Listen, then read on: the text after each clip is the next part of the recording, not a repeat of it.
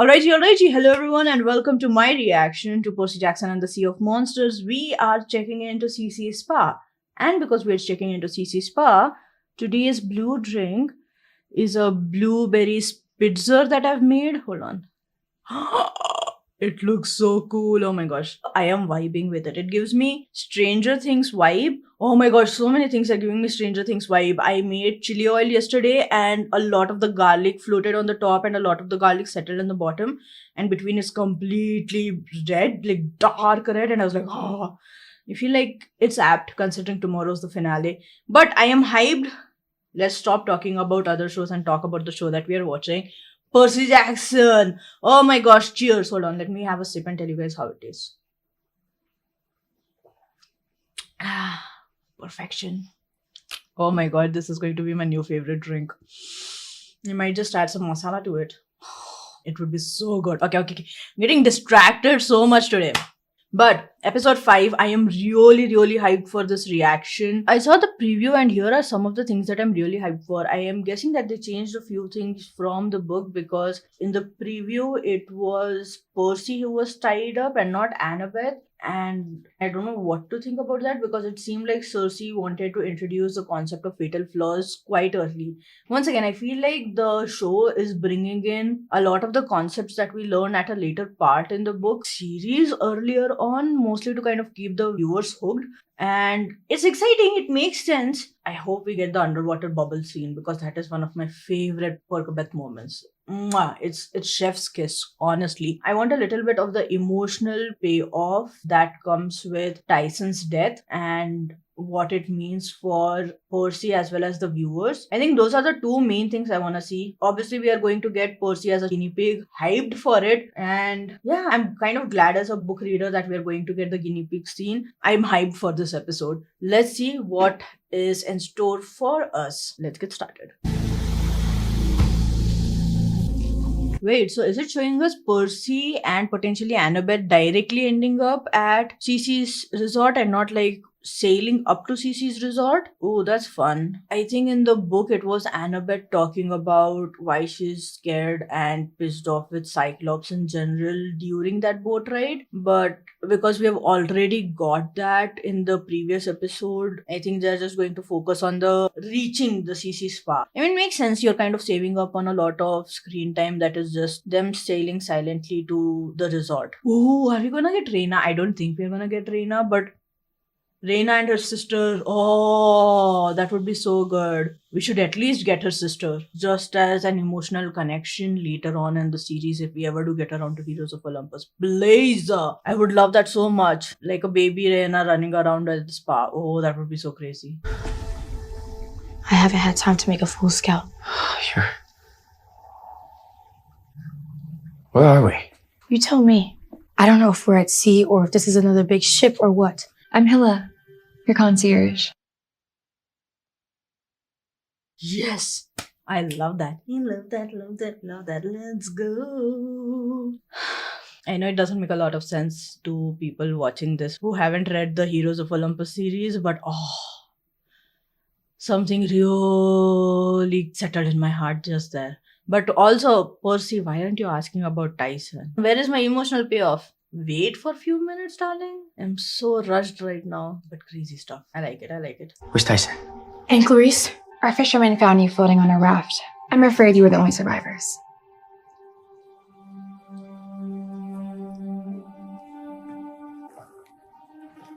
I promised my mom I'd take care of him.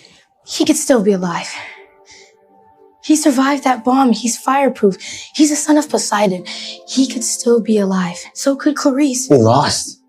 Yo, can I be honest? I love Annabeth checking up on him and being like, he could still be alive. There are multiple ways that he could be alive. Oh, I love that. I love that so much. Yes, emotional payoff. That's what I'm looking for. I love her trying to reassure Percy. That is so good. Let's go. Stay here. I'm gonna go scout ahead. I kind of also like the fact that when Percy is grieving, he's like sad. Whereas when Annabeth is grieving, she's like, I need to do something about this. I need to be constantly in motion because I can't sit down and process. That's what it looks like, and I really like that. Like, okay, what can I do to make this a safe space for him to grieve quietly? Oh, I love the vibe of that. Oh. I was honestly like, men at the spa? What's happening? I mean, not in the sense that men can't go into the spa, but this is Circe's island. She pretty much turns every man into a guinea pig. But what I am thinking is maybe it is her magic to make sure that anyone who does come around to this spot isn't automatically in a state of fight or flight if they just see women in the spa. Like, having men around makes things like, okay, there's nothing strange happening around here. It's like a proper trap. If it is magic and it's a proper trap, I would love it. If it is not, I don't know what's happening. Sanctuary. The only sanctuary in the Sea of Monsters. We provide rest and relaxation to get heroes back on track. Stavros! Ready. Every guest is on a quest. The sirens. Okay, I guess I don't know how to feel about that. It is giving Lotus Casino vibes. Like they are stuck in that spot for a really long time. And maybe Circe's feeding off of the magic of them. But maybe she was astonished. Two reasons. One, he is aware enough to go back on his quest. Or two, he somehow turned from a guinea pig to a man again. And what do you mean the sirens? This is crazy. I'm just going to sit down and watch because I feel like I'm comparing too much in my head. So let me just sit down and watch what is happening. The sirens peer into your soul to see your fatal flaw and then use that against you to trap you in an illusion for your own making. You're safe here, and you can stay as long as you like. Okay, you know what? I kind of like it. It's a sanctuary. She's probably trapping them in time for a really long time. And she's going to help them figure out their fatal flaws as opposed to... I don't even remember who told Percy his fatal flaw. It did feel like it was Nemesis or Nyx who told him about his fatal flaw, but I really don't remember. Fun though. I mean, I don't know where this is going, but if I hadn't read the book, I would be vibing with it. I am still vibing with it, but I'm just curious. Like really curious about how they are going to bring in the concept of guinea pigs. It's also kind of cool that the sirens are not luring them into crashing into the shore. It's more like letting them like dock safely and then luring them closer so that they can just eat them from wherever they are. I think more like rock formations, right? So they are probably stuck to the places they are at. And so that's a fun concept. I mean, mythologically speaking, sirens are kind of like harpies, like they have wings and feathers and all of that stuff. But this also kind of makes sense. Tad bit touches up into the mythology of it all, but gives us a new twist on sirens. So I like it. I was like, oh, they're not showing gore, but then the scene that we got at the very end, that was ominous as hell as well. I like it. It was gory. It makes you think about what is potentially happening there without showing us what is happening there. Oh, love it. But it takes bravery to look inward and confront your true self. That is how we sail past the sirens. His crew plugged their ears with wax so they couldn't hear the song. Sigh. You're Homer fans, I take it. Someone sighing by saying the word sigh is so weird, but did you see the layer, like the leadership that she showed in the sense of bringing everyone together very easily, just making it be like, it takes a lot to look inside and confront your true self and this and that. But she was saying it to the whole room that both calmed them down, made them be like, oh, we can do this as well, but also made them feel like, oh, you know what, maybe we should just stay a bit more longer to ensure that we are safe enough in this space. I like it. It wasn't ordinary beeswax. It was from Aristaeus' personal hive. Right, that guy. Aristaeus is the god of beekeeping. There are no shortcuts.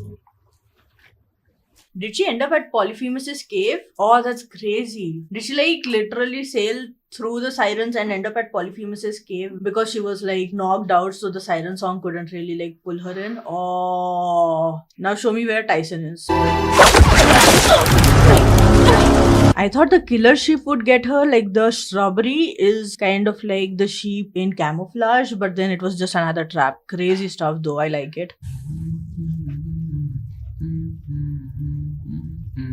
Clarice! What are you doing here? How'd you get here? Is Percy with you? Grover, are you gonna help? What are you doing? What does it look like? Literally, like, help her get down as opposed to being like, what are you doing? Tell me all your plan. And then we'll figure it out. Like, no, help her get down. Oh my god. He also has to maintain the fact that, oh, I am the bride of Polyphemus and I can't let dinner escape. You could be like, you can marinate her in like 20 different things. Use her for the wedding. Cook her for the wedding. Oh, that would be a crazy idea. Like, hey, so, you know, our wedding is coming up. And I've always wanted to feast on demigod flesh, and maybe we can, like, you know, cook her fresh during that time. How about you wait for like 5 more days or something like that? I don't know if it will work, but you can work with it. Rescuing myself! Percy is dead. And Annabeth. I'm sorry. But no one is coming to help us, and I am not going down without a fight. No. No, you're wrong. Percy and Annabeth are still alive. Well, I find that when things go wrong, hope can be a powerful tool. I mean, I've been trapped in this cave for days, but that didn't stop me from plotting escape. Problem was, my plan needed at least one other person and a lot more rope, which I didn't have until about 5 minutes ago. All I had was hope. What are you yapping about? I like that a lot because for Clarice, who doesn't know about the empathy link, for 2 seconds before he was like hope and this and that, she was like, oh my god, he's in grief and denial. But then when Grover is like, no, I need rope, we can get out of here, grab the fleece and go, she's like, oh yeah, no, that makes perfect sense. I love that. That's clever. I mean, it's not clever, but it's good storytelling. Hey guys, don't mind the critters. They're just here for emotional support. Have you ever held a chinchilla? Don't mind the critters, they are here for emotional support, she says. But they are all literally trapped demigods. Also, I clocked that Daedalus' plume. That was a fun thingy to add there. Really like that. Let's go. I think Annabeth is going to talk about it as well. Oh, that's going to be fun. Lord drop. That was magic. And these animals? I think I just figured out who you really are. You mean Circe? Because I'm not trying to hide. Circe the witch? Sorceress. Most powerful sorceress. Turned Odysseus' men into pigs. Am I ever gonna live that down? What I want to know is her beef with Odysseus, because in the original myth, they were lovers for a while. So, like, why you pissed off? Because he left you for Penelope, Penelope, Penelope, ding, ding, ding, ding, Penelope. Also, I don't really trust her, like,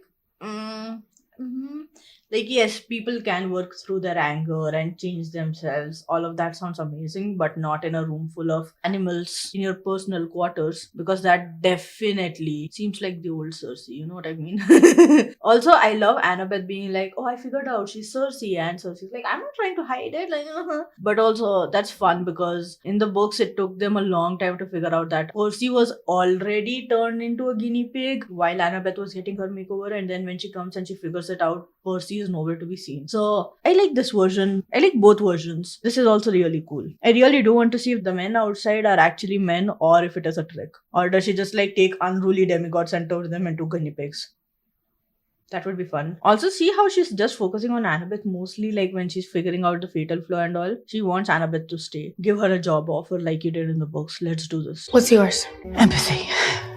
I literally can't help helping people, even when they hurt me. I was like, that doesn't sound right, but also at the same time, we do end up doing a lot of things for people, even though they hurt us. I don't know how right she is, but if she is right, I can kind of see it.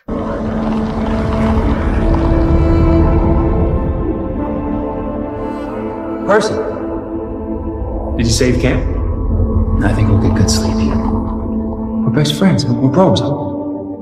Percy, don't leave. I have to. You'll be safe here, okay? I promise.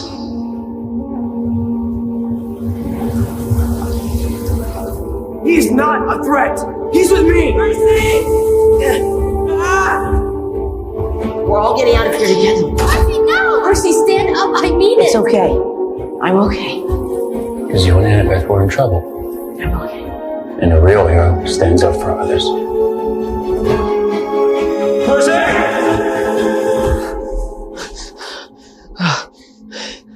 Your fatal flaw is very rare and very dangerous. You always put your friends first, don't you? How is that a bad thing? To save a friend, you might be forced to do great evil. To save a friend, you might sacrifice a quest, your soul. You might even sacrifice the world.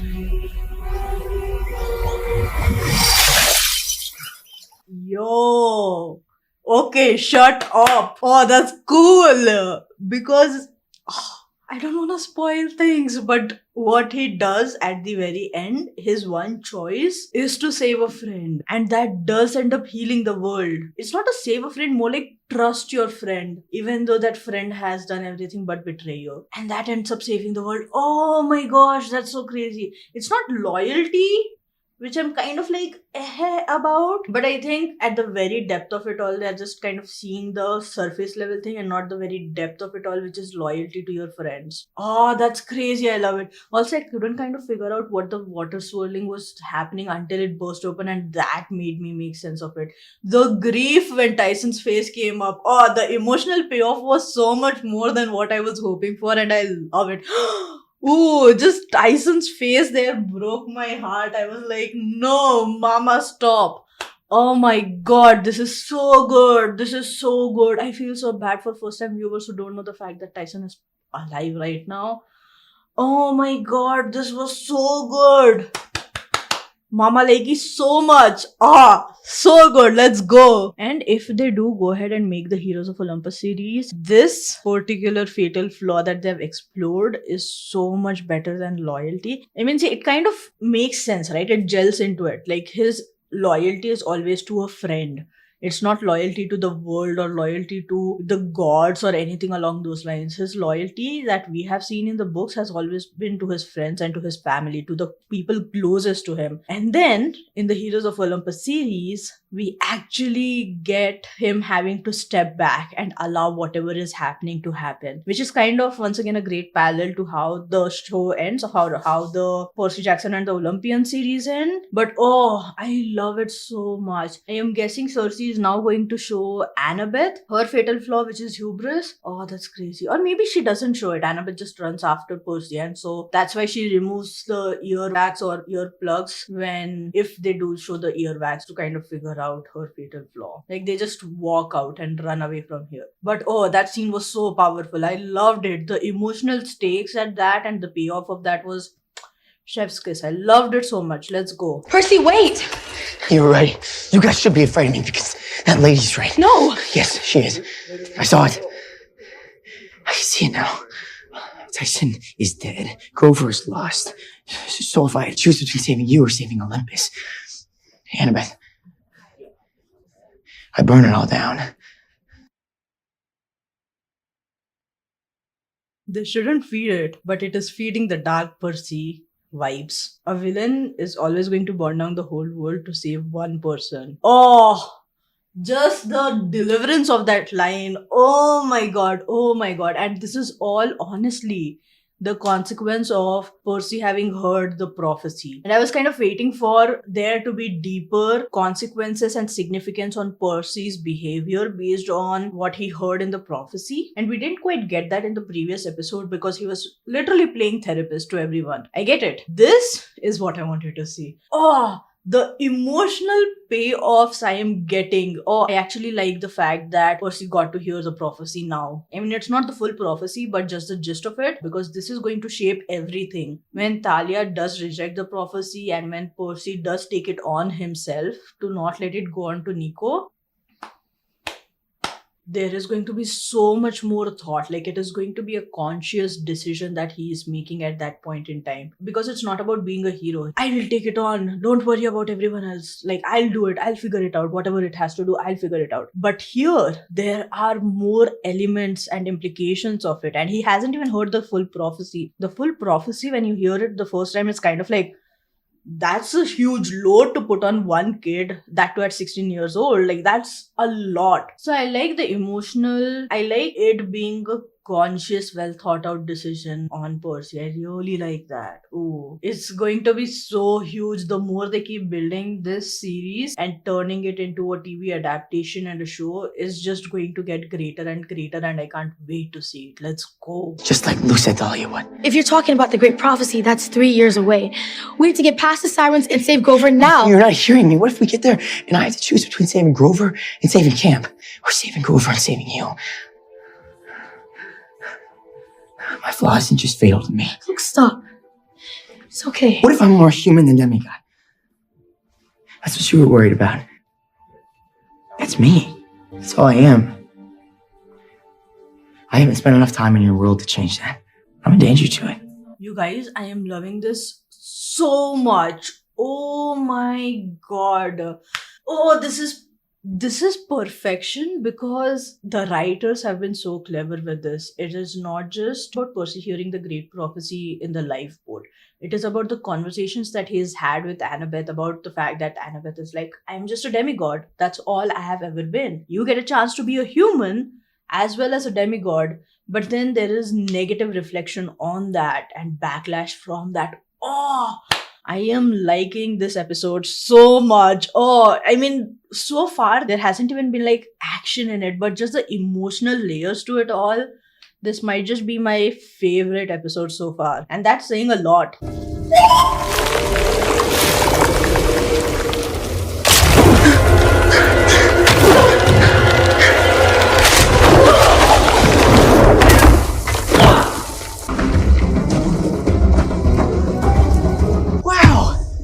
Soon.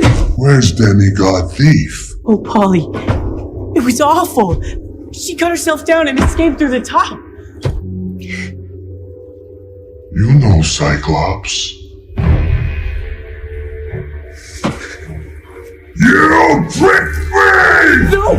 Polly, I would never. Yo, that was crazy. Oh my god. I thought maybe the Cyclops couldn't actually see him properly, because I was like, your whale, but maybe can't see him properly enough. But then he saw him. Oh my god. Oh my god. Because he was so busy trying to save Clarice. Ooh, please don't die, Grover. Poke him in the eye with the staff that Clarice broke. Just poke him with it.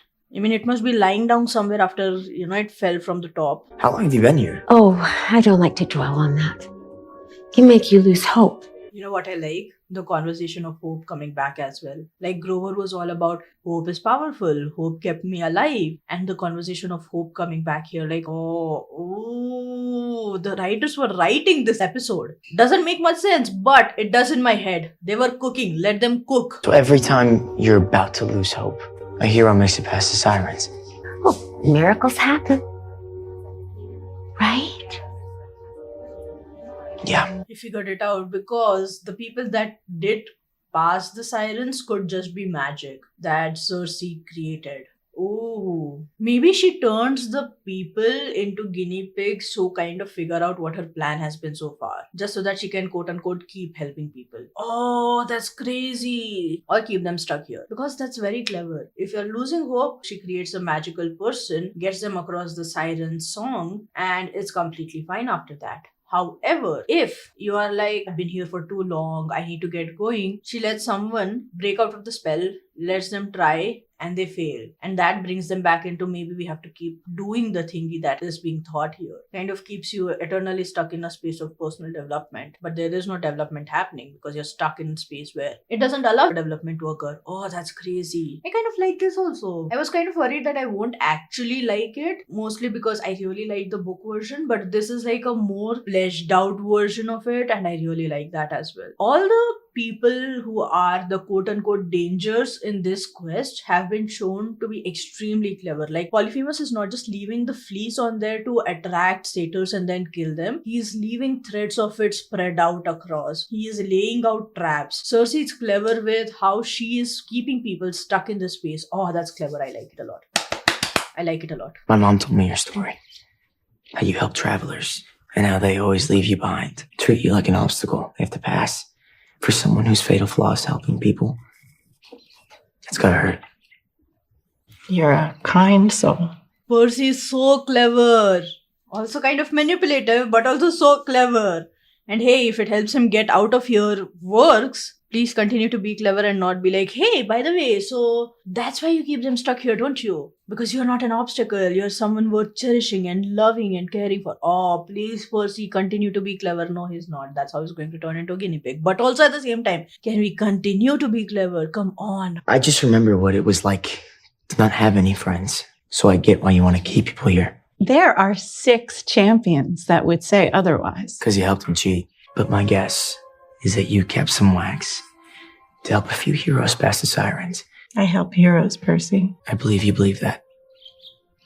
Oh my god, this literally was a conversation that he could have had with Annabeth, who has an invisibility cap, who can wear the cap and search for the wax. Oh my god, Percy Jackson, you Dumbo.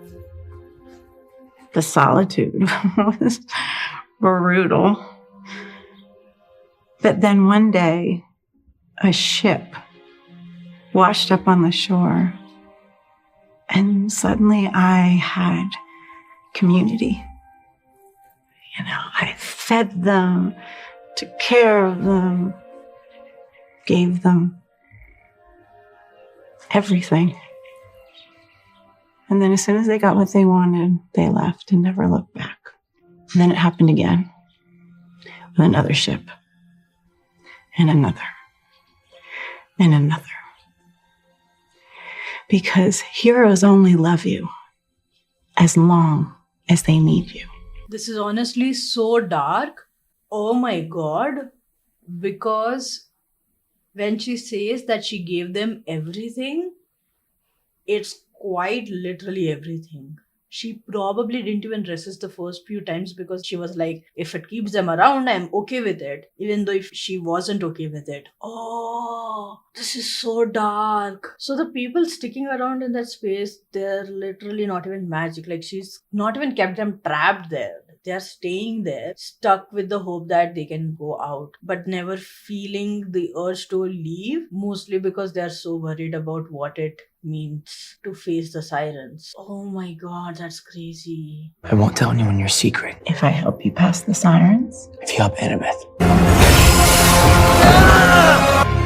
The only thought going in my head was, let's see him reveal that secret now. I'm sorry, Percy, I'm literally on your side, but also I'm guessing Annabeth, when she comes to talk to Circe, is going to see the pen, figure out that something's messed up. Should have made an oath on the river Styx. She would have helped Annabeth escape then. For sure, for sure. But if folks see Annabeth pass the sirens without taking so much as one class, well, the whole litter might just up and follow her to their doom.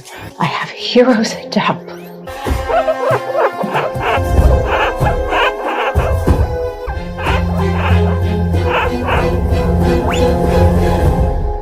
This is where she told me it ends, so it's over. Who? Annabeth? Girl, I am here for your heart to heart. Let him escape first. My claustrophobic ass could not, I swear to God. A tomb of stone. It's the end I deserve. I made a promise to my soldiers that I would never let another warrior fall on the battlefield if I could prevent it. Father, forgive me, I failed. Don't talk like that. Your father is merciful. He cares for you. I was like, oh my gosh, Clarice being emotional. I absolutely love it. Like, help him out of there, but also at the same time, like, I feel for your emotions. But Grover is like, don't be like that. Your father is merciful. Immediately she snaps out of it like, no, you know what? He's not. I need to escape now. What kind of dumb logic is that, Grover? Ares being merciful? He's going to forgive me? No, he's going to haunt me. Boy. Ares? Merciful?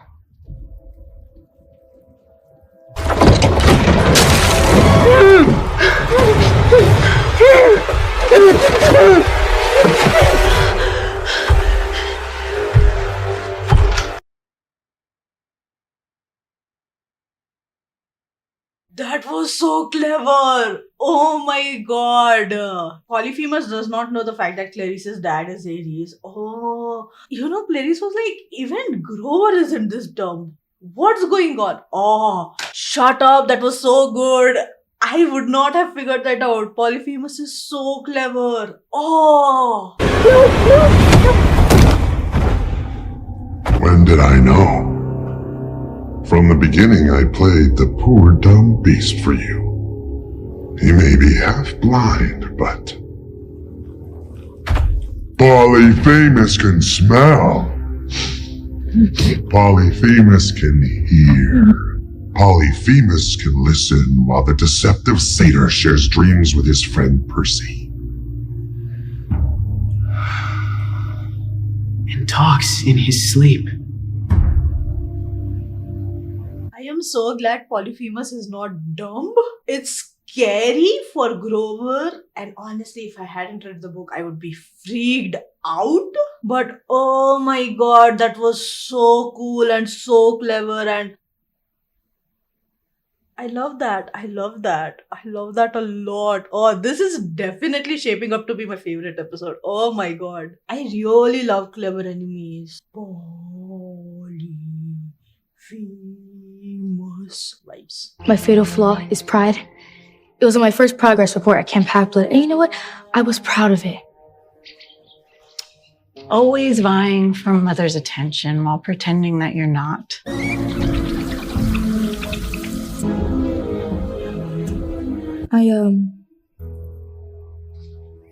I guess I'm worried you're right. I think I am more afraid of failing my mother than dying. Kiddo, you're talking to someone who gets it. My mother invented magic. Yeah, I've only seen Athena a couple times in my life. Thought I was okay with that. Until I met Percy. His mom was always there for him. Sometimes I wonder what that would be like. Sometimes it makes me angry. But what makes me even more angry is the thought of someone trying to take him from her.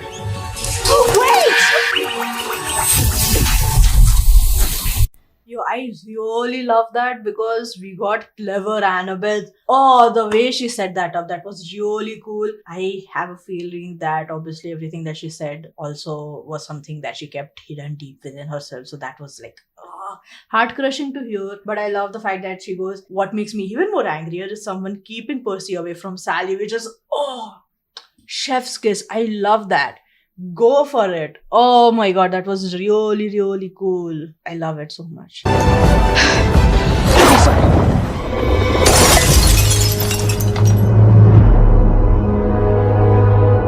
Oh my god, what a bitch. Oh, fair revenge. I'm hyped for it, but also at the same time, what a bitch. Oh my god. Don't do this. Untie me, please. Let me help. I can do this. Golly, the road's getting bumpy because I got me some friends who just... Knock it off, Grover. Let's talk.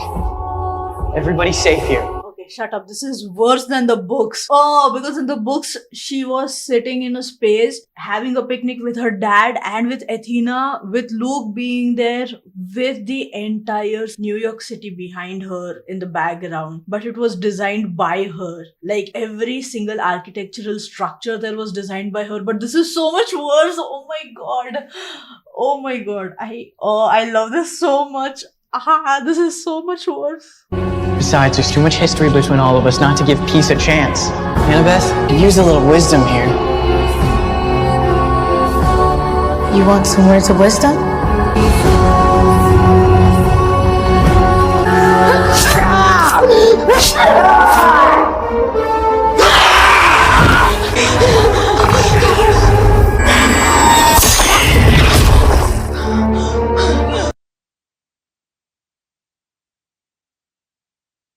Oh my god, that was so good. Athena. Oh my god. I'm just gonna watch this, but that was so good because I was literally like, Annabeth, we can have these words of wisdom from farther away from the sirens, but then she just got rid of 2 sirens. And then her mom got rid of the 3rd one. Oh, shut up. That was so good. Mother. I've never seen anyone set a trap for the sirens. Until today. I didn't know you were watching. I was always watching.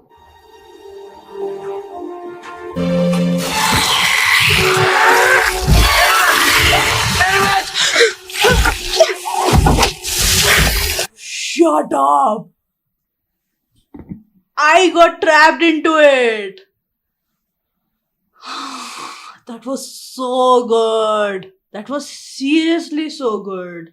I got trapped into it. I was like, oh, she's here because she made her proud. Oh my god, shut up. Parental validation once again goes to show why Luke is doing the fight that he's fighting right now. Oh my god, shut up. That was so good. And we're going to get the underwater bubble scene. Let's go. But also at the same time, oh my god. We passed so many impossible trials, I thought. Beat the sirens, end the war, bring everyone together, and then my mother would... That's hubris. That's human. You want her to notice you. She should. What did you see when you heard their song? Just you.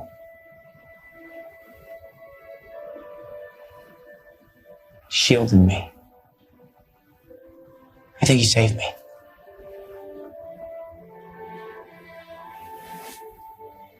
If you stayed at camp, I'd be Siren Chow. You definitely saved me. Like the one version of it that doesn't suck.